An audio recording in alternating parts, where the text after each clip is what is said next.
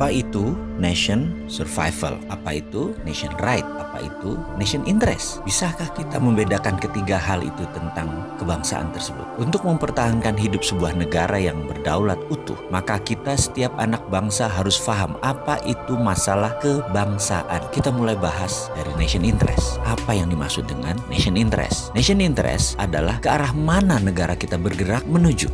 Sebentar, kita ini jangan-jangan ditanya nation itu apa, state itu apa, atau dalam bahasa Indonesia bangsa itu apa, negara itu apa, nggak ngerti ngebedainnya. Betul ya? Masih bingung? Kita bahas lebih dalam. Bangsa Indonesia itu jadi lebih dulu dari negara Indonesia. Bangsa Indonesia itu jadi lebih dahulu ketika Sumpah Pemuda tahun 1928 dengan mengatakan berbangsa satu, bangsa Indonesia. Maka sejak saat itu jadilah bangsa Indonesia. Sementara negaranya, negara Indonesia baru jadi setelah 17 Agustus 1945.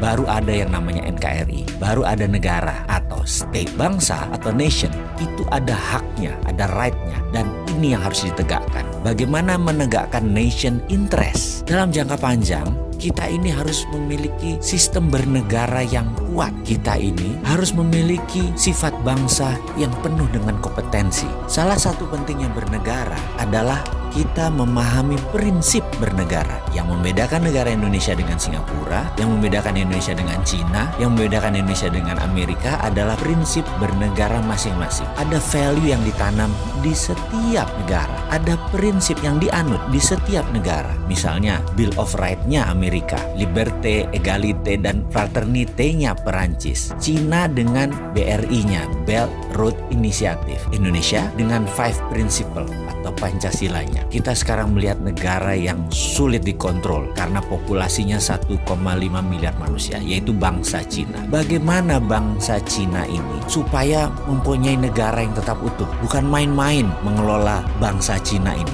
Negara Cina sangat serius mengurusi bangsa Cina. Juga demikian dengan Amerika. Ada 380 juta bangsa Amerika yang terdiri dari multi ras, bukan suku loh, ras dan etnik. Ada 100 kali. Amerika adalah negara imigran. Indonesia rasnya sedikit. Ada Melanesia, Polinesia, dan Melayu. Jadi suku bangsanya kita banyak. Dan yang unik adalah 89% beragama Muslim. Sehingga Indonesia bisa dikatakan dengan 267 juta jiwa, 89%-nya adalah Muslim. Indonesia adalah negara Muslim terbesar di dunia. Jadi bagaimana membuat negara kita ini utuh terus sampai akhir zaman? Saya teringat sebuah sesi dikala saya masih aktif di sebuah lembaga negara urusan pertahanan. Kami diperlihatkan, ditontonkan film dokumenter yang sangat menarik. Film ini adalah bagaimana Cina membangun doktrin bernegara masuk ke bawah sadar anak-anak bangsa Cina. Diperlihatkan melalui kamera CCTV di video tersebut di sebuah tempat penitipan anak. Karena kala itu banyak sekali suami istri yang bekerja di Cina dan anak sematawayangnya dititipkan di tempat penitipan anak milik negara. Anak itu usianya berkisar 3-5 tahunan. Ketika mereka sehabis makan siang, mereka pun tidur siang secara bersama-sama. Kira-kira jam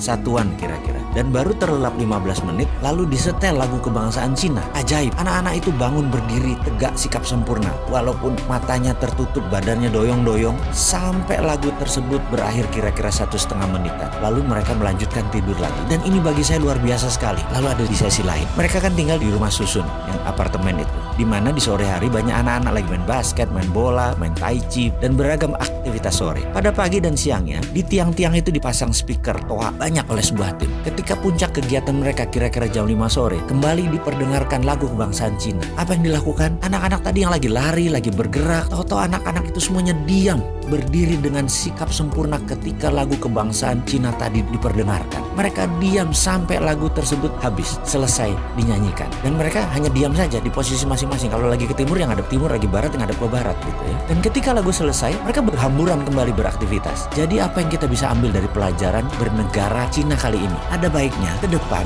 lagu Indonesia Raya yang dinyanyikan adalah stansa 2 atau 3 stansa sekaligus. Lalu setiap anak bangsa mendengar lagu Indonesia Raya dinyanyikan, berdiri sikap sempurna, tidak goyang, tegak gagah sampai lagu itu selesai. Inilah strategi survival of the nation. Keberlangsungan kehidupan berbangsa dan bernegara adalah perjuangan jangka panjang. Membentuk karakter ini kita harus membangun dengan semangat yang gigih militan, yaitu diawali dengan sikap sempurna mendengarkan lagu Indonesia Raya.